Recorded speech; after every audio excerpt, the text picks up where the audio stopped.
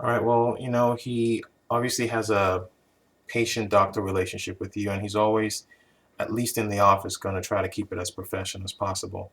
And maybe you think some things he says, he may be indicating that he likes you. Maybe the attention he kind of gives you. You got to remember, he's your doctor, so he's clearly going to give you attention. All right.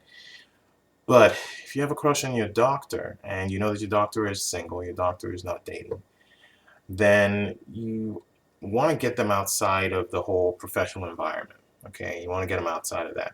So, a good way to get them outside of that is just try inviting them to something that's kind of like an ensemble. Um, you could let them know that, hey, me and a bunch of my friends are going to be at a particular place at a particular time. I know you're busy, but if you want to stop by, you're more than perfectly welcome to stop by. You could go about it like that, or you could figure out, when you're small talking with your doctor, when you're talking about other things besides your health and stuff like that. Find out what he loves doing. Find out what he loves doing on his free time when he does have free time. And then show an interest in it. Let's say, for example, he says, "Oh, I love playing racquetball," and you could go something like, "Oh my God, I've always wanted to learn how to play racquetball. Are you good at it?" And he's probably going to be like, "Yeah, I'm all right."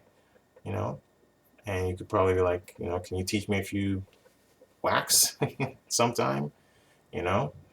And he'll probably be like, "Yeah, sure, of course I can teach you." So you're like, "When do you usually go practice?" And he's like, "I usually go maybe on Saturdays, blah, blah, blah." And boom, you try to, you know, you try to set something up with him that way. That way you're kind of doing it almost like, you know, "Can you teach me something, my hero?" And he'll be like, "Sure, I'll teach you. I'll be the teacher here, sure." And boom, you're in.